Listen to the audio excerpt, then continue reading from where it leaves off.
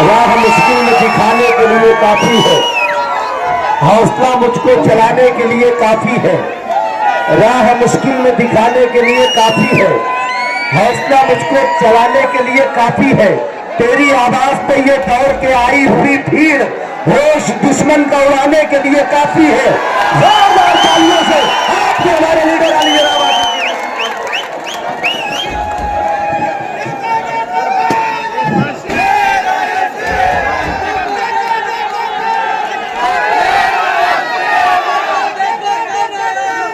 मंच के तशरीफ फरमा कांग्रेस पार्टी की धुलिया लोकसभा से अधिकृत उम्मीदवार डॉक्टर शोभा बच्चाओ जी, मंच पे तशरीफ फरमा डॉक्टर बच्चाओ साहेब, तायरा शेख रशीद साहिबा,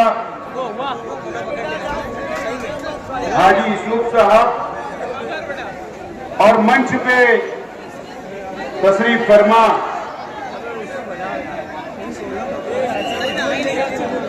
राष्ट्रवादी कांग्रेस पार्टी के तमाम ही ओहदेदारान, जिम्मेदारान और इस इलेक्शनी जलसे के अंदर मौजूद तमामी हमारे बुजुर्ग हजरात, तमामी नौजवान साथी और जहां तक मेरी आवाज जा रही है ऐसी मेरी मां और बहनें और तमामी मेरे मीडिया के तमामी साथी,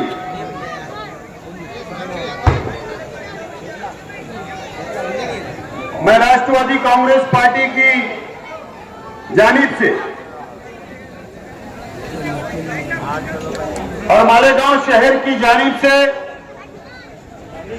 इंडिया अलायंस की उम्मीदवार डॉक्टर शोभा बच्चाओ का मालेगांव शहर के अंदर ये पहला इलेक्शनी जलसे के अंदर मैं स्वागत करता हूं और इस्तेकबाल करता हूं।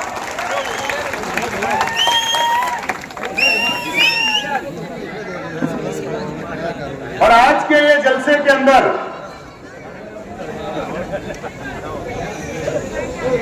आज हम थोड़ा, भाई साइलेंस, मेरे को थोड़ा सी आप बात आपस में मत करो बच्चों, थोड़ा सी प्लीज। और मैं अल्लाह से दुआ करता हूं कि आज हम शेख रशीद साहब के बिना पहला पार्लियामेंट का इलेक्शनी जलसा ले रहे हैं। मैं अल्लाह से दुआ करता हूं अल्लाह ताला शेख रशीद साहब को जन्नतुल फिरदौस में आला से आला मुकाम अता फरमाए। आपको भी शेख रशीद साहब की कमी महसूस हो रही होगी और हम परिवार के लोगों को तो हर मिनट के ऊपर उनकी कमी महसूस होती है। अगर आज शेख रशीद साहब होते तो हमारी इस मंच के ऊपर बैठकर सरपरस्ती करते, तकरीर करते और आप लोगों से वोट मांगते और हमारी क़यादत करते।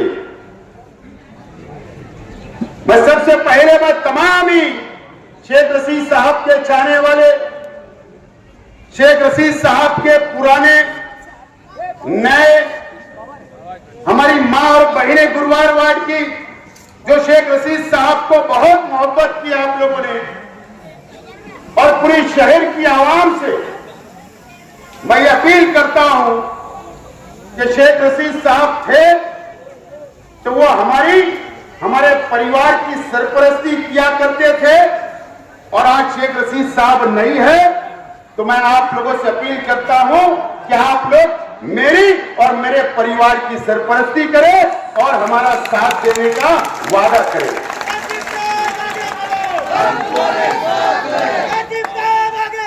क्योंकि शेख रशीद साहब के बिना अब आप लोगों को सफर तय करना है। शेख रशीद साहब के बिना हम लोगों को अब पार्लियामेंट भी और असेंबली का इलेक्शन भी और कारपोरेशन का इलेक्शन भी शेख रशीद साहब के बिना लड़के हमको कामयाब होना है।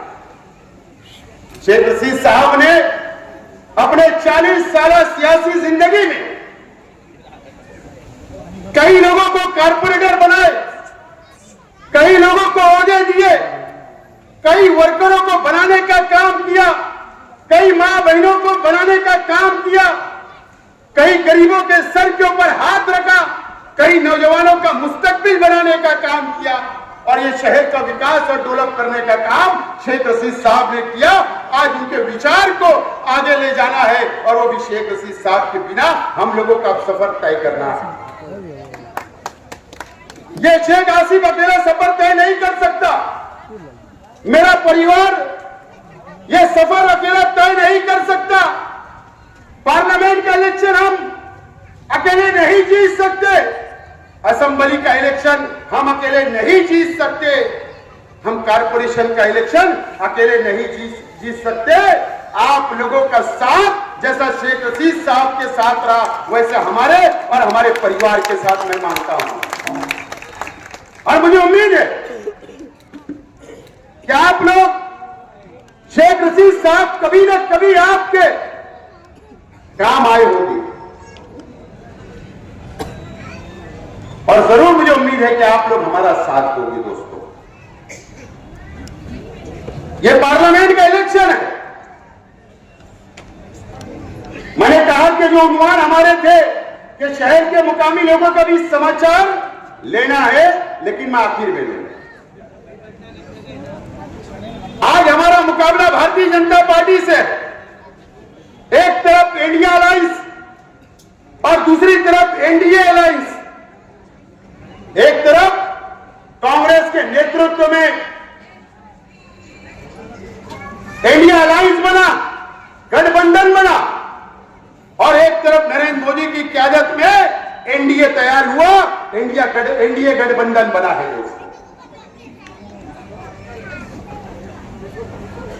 हमारा देश, हमारे नौजवानों के लिए मैं कहना चाहता हूं,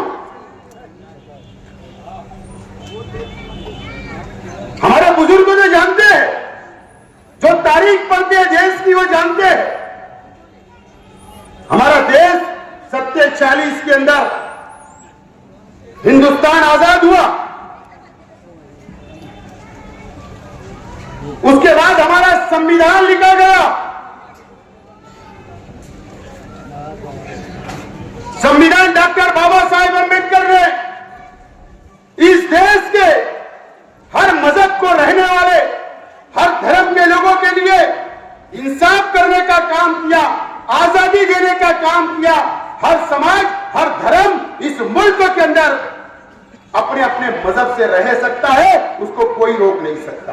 यह हमारा संविधान की खूबसूरती है। ए भाई मेरा खामोश पीछे, यह हमारे संविधान की खूबसूरती है। आज इस मुल्क के अंदर 1947 के अंदर इस मुल्क आजाद हुआ। अंग्रेजों से इस मुल्क के अंदर, इस देश के हमारे पुरखों ने, हिंदू, मुसलमान, सिख, ईसाई ने लड़ा, अंग्रेजों को भगाने का काम किया, देश छोड़ने पर मजबूर किया और वो देश छोड़ के चले गए। हमारे उलमाओं ने आजादी दी, कुर्बानियां दी देश के लिए। और जब इस बंटवारा हुआ आजादी के बाद, जब पाकिस्तान अलग हुआ, हिंदुस्तान से दो टुकड़े हो गए, पाकिस्तान अलग हुआ, उस वक्त नरेंद्र मोदी को यह हक नहीं था कि वो पाकिस्तान जाए।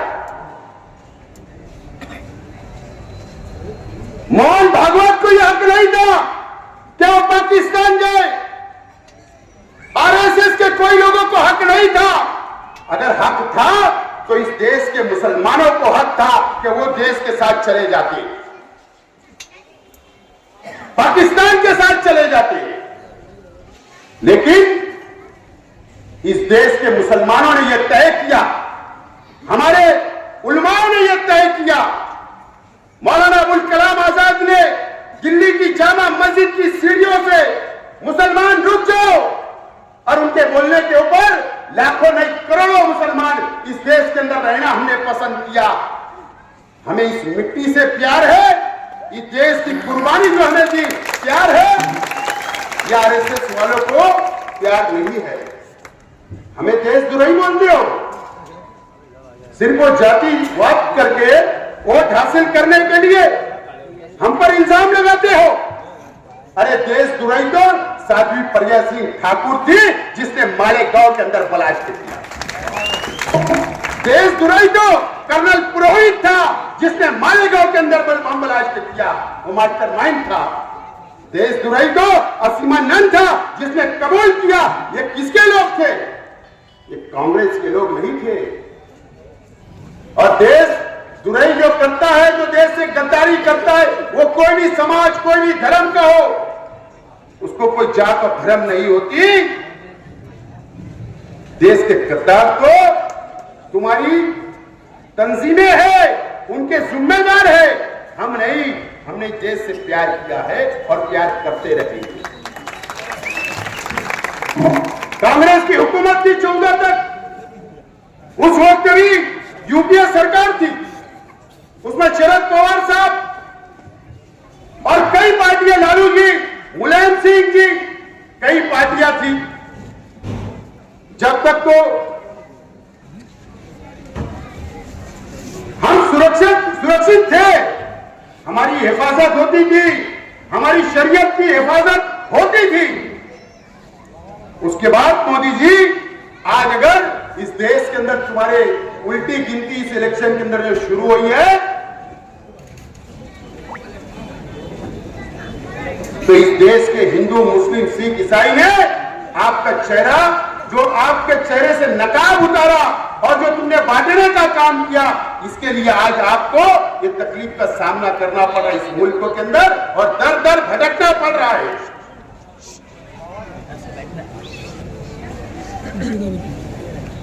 भारतीय जनता पार्टी की सरकार आई, हम बहुत जल्दी भूल जाते।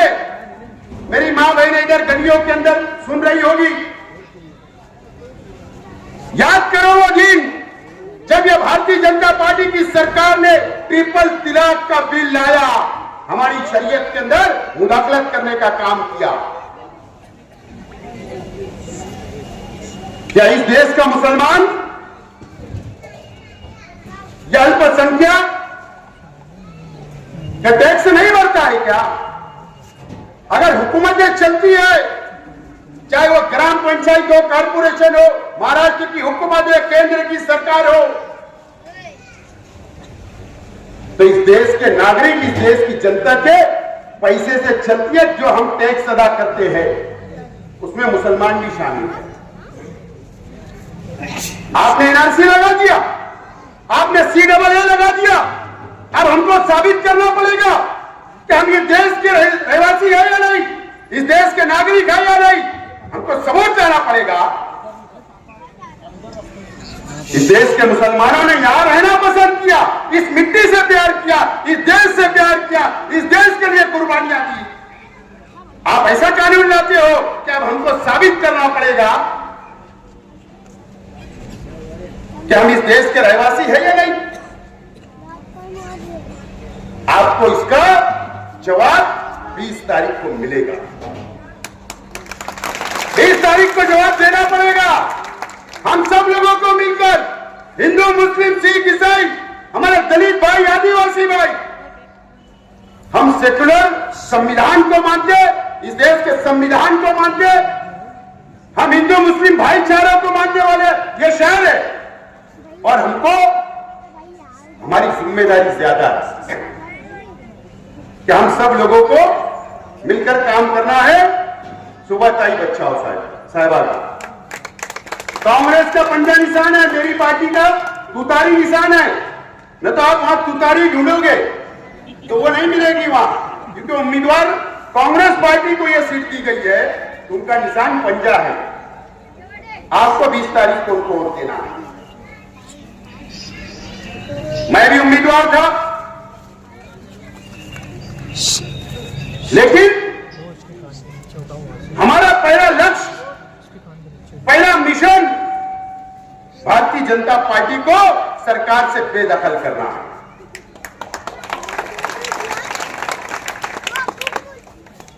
हम वापस हो गए।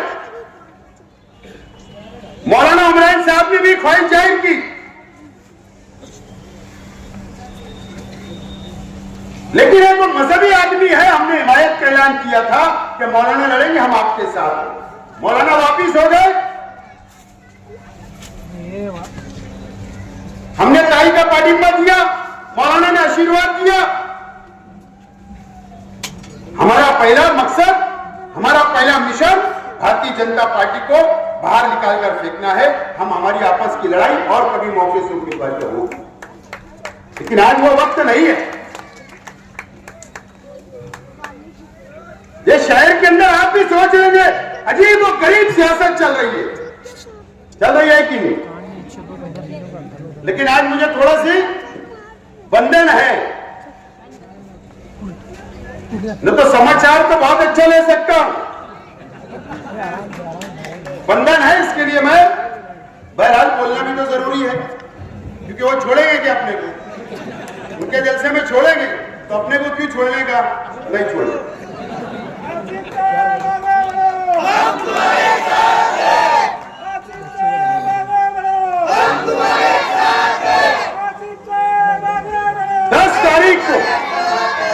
सॉरी 30 तारीख को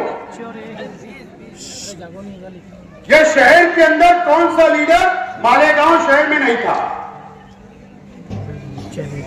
आप लोग ढूंढो, आवाम ढूंढे, मीडिया ढूंढे, कौन कहां गया था, किससे बैठक चल रही थी? वो 100 किलोमीटर दूर गए थे, हमारे जिले के हेडक्वार्टर में गए थे कि रियासत के हेडक्वार्टर में आप ढूंढो। लेकिन बहरहाल देखो, एक बात समझ लो,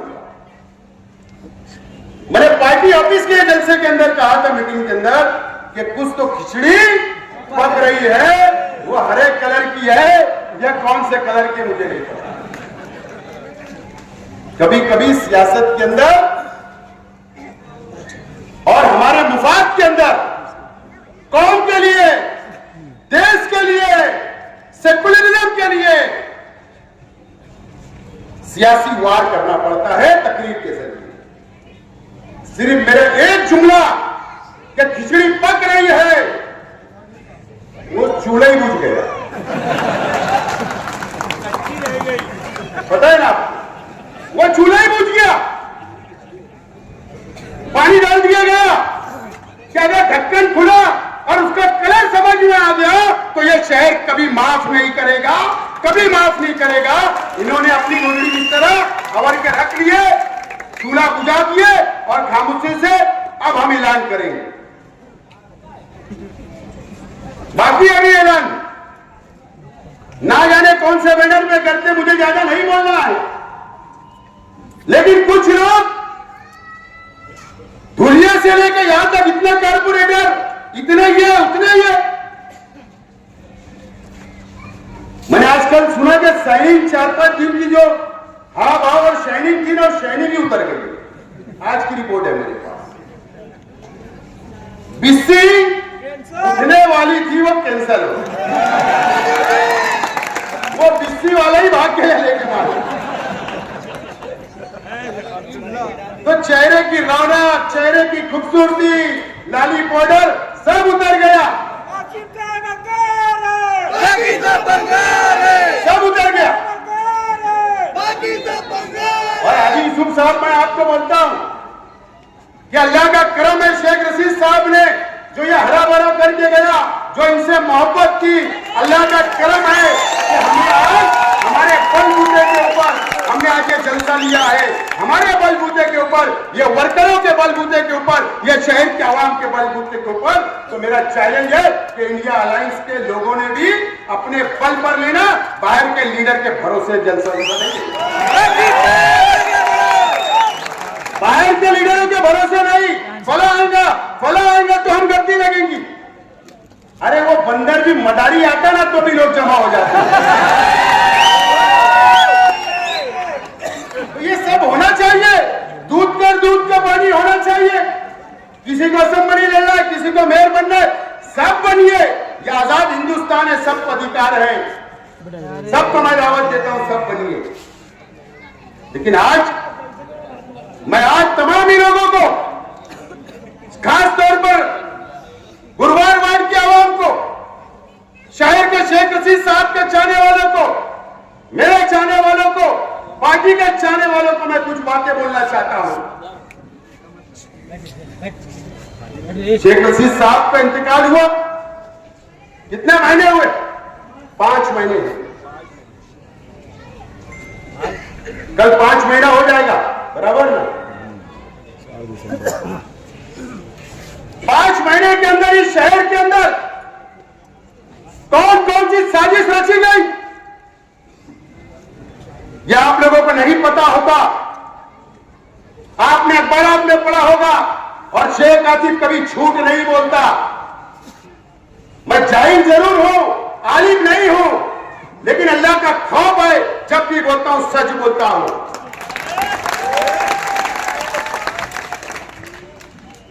क्या श्रीरामपुर के लोग यहां नहीं आए थे?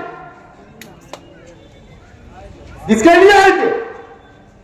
मेरे परिवार में से 1-2 लोगों के ऊपर फायरिंग करने के लिए, कत्ल करने के लिए आए। अल्लाह का करम है, मुझको पता चला। शहर छोड़ना पड़ा उन लोगों को। पुलिस को मैंने फोटो भी दिया हूं, पुलिस को मोबाइल नंबर भी दिया हूं। अफसोस आज तक इंक्वायरी नहीं। वहां तक तो पहुंचो। अगर कोई हमारे सीने पे आएगा तो हम सिर पे लेकर पटकना जानते, लेकिन कोई हमारी छाती पे आएगा तो सिर पे लेकर पटकना जानते, लेकिन हम कानून का पालन करते हैं। कानून के ऊपर भरोसा है, पुलिस पे भरोसा है, उसकी इंक्वायरी पूरी होना चाहिए। गोरखपुर से कौन आया था? यूपी से। कहां वो रुके थे? किसकी मोटरसाइकिल इस्तेमाल हुई? क्यों इंक्वायरी नहीं हुई? जब कोई मर जाएगा मेरे परिवार का, या मेरे पे फायरिंग हो जाएगी, जब पुलिस इंक्वायरी करेगी, पुलिस को इंक्वायरी करना पड़ेगा।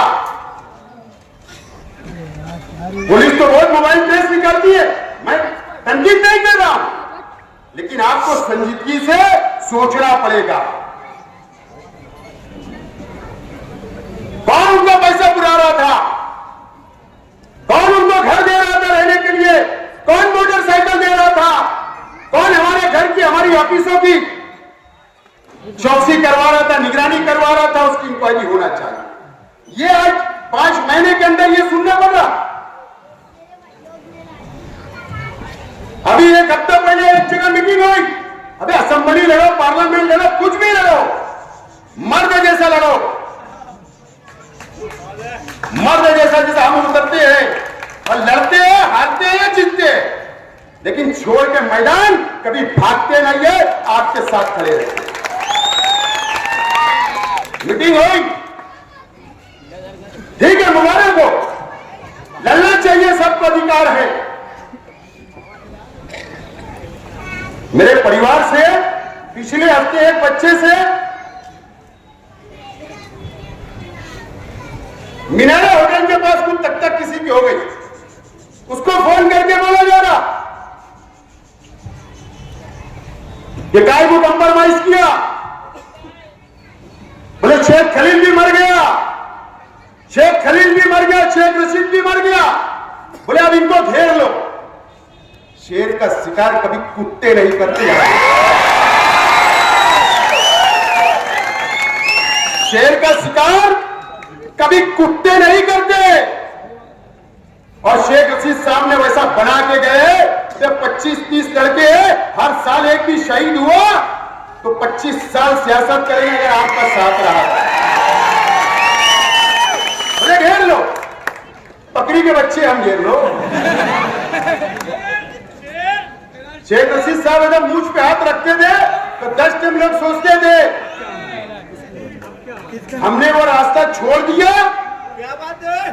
संविधान का, कानून का मानने वाला, ईमानदारी से मोहब्बत की सियासत कर रहे, हमको करने दो, कितनी भी प्लानिंग होने दो। और एक मेरा भाई है, मैंने सुना उसने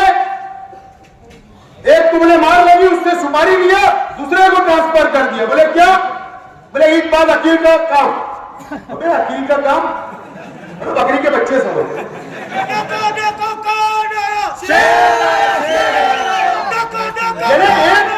एक आदमी रहा, एक परिवार दुश्मन रहा तो समझ सकते। अबे तुम कुत्तों की जैसा एक होने के बाद मिलने की बात कर रहे हो। सुपारी दे देना, सुपारी दे देना। पुलिस डिपार्टमेंट से मेरा बोलना इंक्वायरी करो। मैं पब्लिक नेता हूं, मास लीडर हूं, पब्लिक का लीडर हूं, पब्लिक में रोज घूमता हूं। अगर मुझको या मेरे परिवार के लोगों को बाल बराबर भी अगर खराश आई तो याद रखना पुलिस डिपार्टमेंट, मैं आपके ऊपर भी कानूनी चढ़ाई करूंगा। ये बात को नोट कर लेना। अगर हमने कुछ गलत किया, कानून हाथ में लिए तो करो ना कार्रवाई, केस बनाओ, जेल में डालो। कौन डरता है? बाजू के मंत्री से तो नहीं डरे हम, हमने उनके खिलाफ लड़ा तो डरे क्या? लेकिन मैं आज सुभाजी को बोल रहा था कि तुम ताई को लेकर चले जाओ तकरीर के बाद। बोला आज फायरिंग होने वाली है ना जबान की। AK-47 चलाने वाला था भाजपा पे, RSS पे, क्योंकि उन्होंने इतने तकलीफ मुसलमानों को दी, इतने कानून बनाए। मैं कानूनी बात कर रहा हूं भाई, लेकिन मैंने मर्यादा में बोल रहा। लेकिन अब ये शहर में नहीं, न चलेगा नहीं, और न इस देश के अंदर जो इलेक्शन हो रहा है एनडीए वर्सेस इंडिया अलायंस, यह हमारी अपनी जिम्मेदारी है कि 20 तारीख को घरों से निकलना पड़ेगा। मां बहनों को भी, नौजवानों को भी, बुजुर्गों को भी।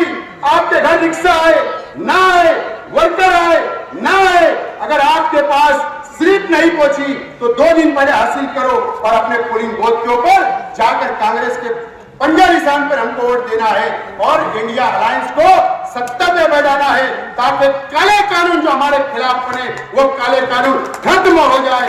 मैं ये अपील आप लोगों से करता हूं। कांग्रेस से इख्तिलाफ हो सकते, मेरे तुम्हारे हो सकते, मुल्क के हो सकते, लेकिन ये जगह नहीं है, ये वक्त नहीं है।